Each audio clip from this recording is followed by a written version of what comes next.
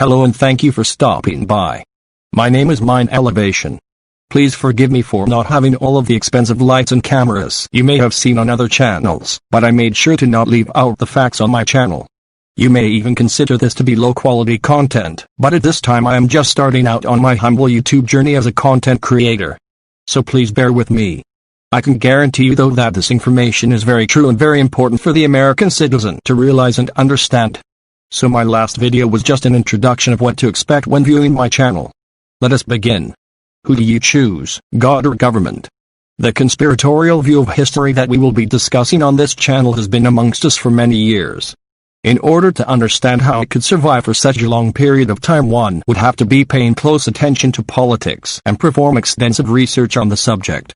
A famous person by the name of George Orwell is one person to perform such a task. He is a British socialist, an author who wrote the books Animal Farm and 1984. These books are based on the subject of absolute power being in the hands of a few certain people. In one of his books he wrote, "The party is not concerned with perpetuating its blood, but with perpetuating itself. Who wields power is not important provided the hierarchical structure remains always the same." So the way in which the conspiracy recruits new members to replace the ones who retire or die off is explained by Norman Dodd, who was a prominent investigator and researcher into the existence of that conspiracy. The careers of men are watched. The men who indicate that they would be especially capable in terms of the aims of this group are approached quietly and invited into the inner circles. They are watched as they carry out assignments and eventually they are drawn into it under circumstances which make it virtually impossible for them to ever get out of it. What is the end goal of the conspiracy? If absolute and total power is their final objective, then any such system which maximizes power into the hands of a few is a system to be set into motion. So when we are paying attention to our government, the ultimate thing to look out for is different forms of communism. That is how a government can and will maximize its power over the economy of the individual citizen. So understand that whatever political party that is telling the people they want bigger government, it is because they understand that socialism as well as communism is not a system for redistributing wealth, but it is a system for concentrating and controlling wealth and our rights. So whatever political party you see practicing big government, just know that it is a system for concentrating and controlling the people.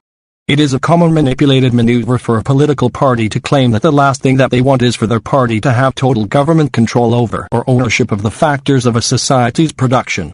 I will continue to create videos for this channel.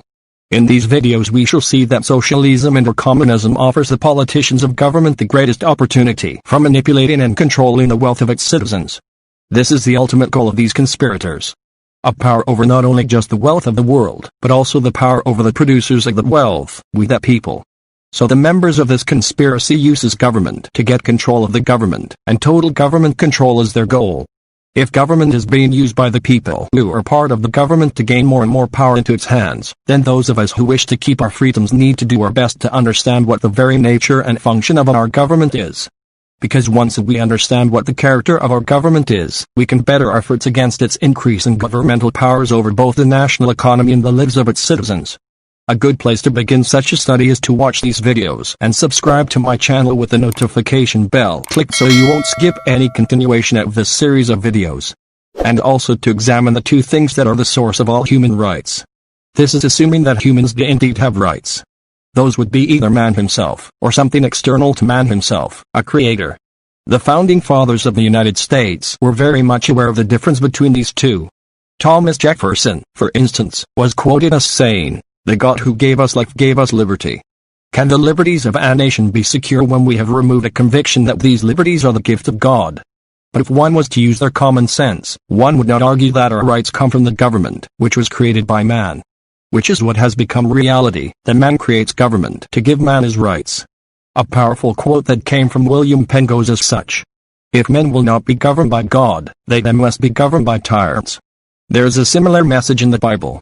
The Old Testament where God spoke to somebody, I can't remember right now who it was, and told them if we don't listen to his commandments and whatever man we do listen to will enslave us and our kids.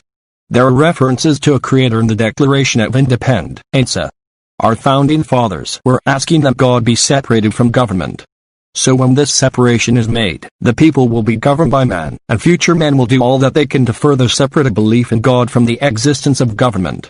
Further proof that governments grant human rights to their citizens can be found in the International Covenant on Human Rights, which was passed in 1966 by the United Nations. And I must say it is very odd that their logo is the same visual that everybody I know associates with the symbol of the New World Order. Quote in part, the states parties to the present covenant recognize that, in the enjoyment of those rights provided by the state, in conformity with the present covenant, the state may subject such rights only to such limitations as are determined by law. This covenant was passed unanimously by all parties voting, including the United States, which basically says that man's rights are granted by government and that these rights could be limited by their law. So that means that which the government grants is to be controlled by the government. That whatever the government gives, it can also take away. So our rights under this structure are not very secure. Governments have to change with time, and with the change, citizens' rights can disappear.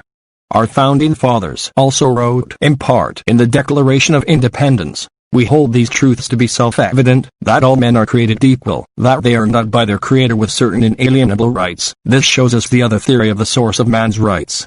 Man's rights are given to man by his Creator. Also that man's rights are inalienable, which means that they cannot be taken away by anyone except the entity that gave him his rights in the first place, the Creator. So here are the two strange and contradictory theories about the rights of man. On the one hand they make the point that they are given the rights of liberty and happiness by the Creator, and therefore can only be removed from that created them in the first place. On the other they say that man's rights come from man himself, and therefore can be limited or removed by man or by other men, as determined by law. So the man who tries to protect his rights from those who wish to limit them, must create something that has the power to exceed those who violate human rights. That something that was created is called government. A double standard. Granting power to government to protect human rights will also grant power to those who can abuse it. And also as a vehicle to destroy or limit the rights of the people. The men who wrote the Constitution realized that this tendency existed when they wrote the Bill of Rights, which are essentially the first 10 amendments of the Constitution. They say the purpose of these amendments is to restrict the power of the government to violate the rights of its citizens. The Founding Fathers wrote phrases like, Congress shall pass no law, the right of the people shall not be infringed. No person shall be deprived. The accused shall enjoy the right into the Constitution. If you notice, these are not restrictions on human rights, but are restrictions on the activities of the government. If rights are granted by the Creator, what are rights granted by government? Let us look at the difference between a right and a privilege.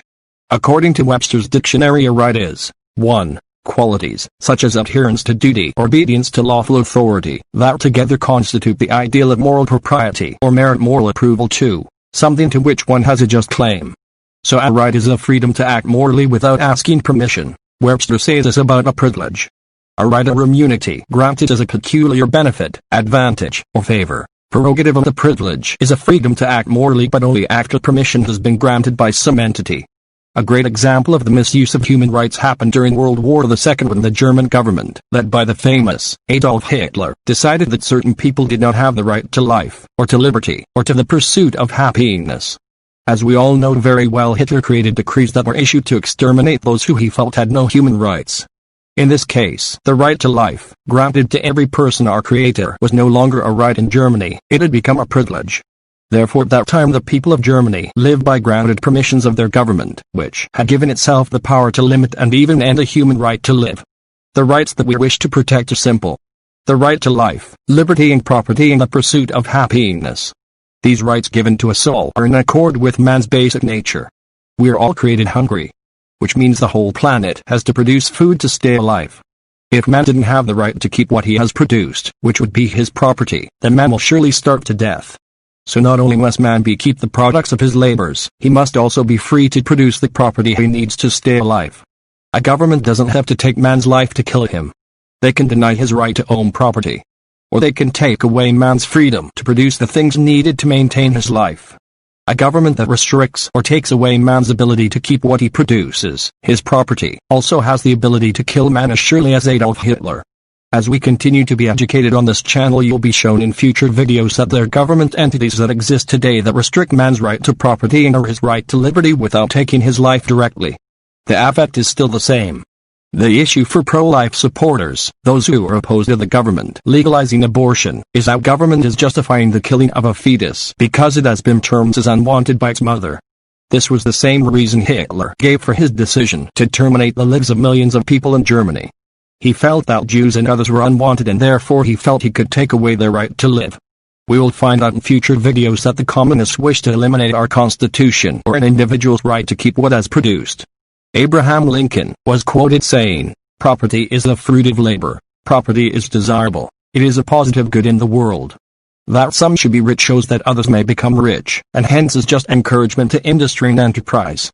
Let not him who is houseless pull down the house of another, but let him work diligently and build one for himself, thus by example assuring that his own shall be safe from violence when built."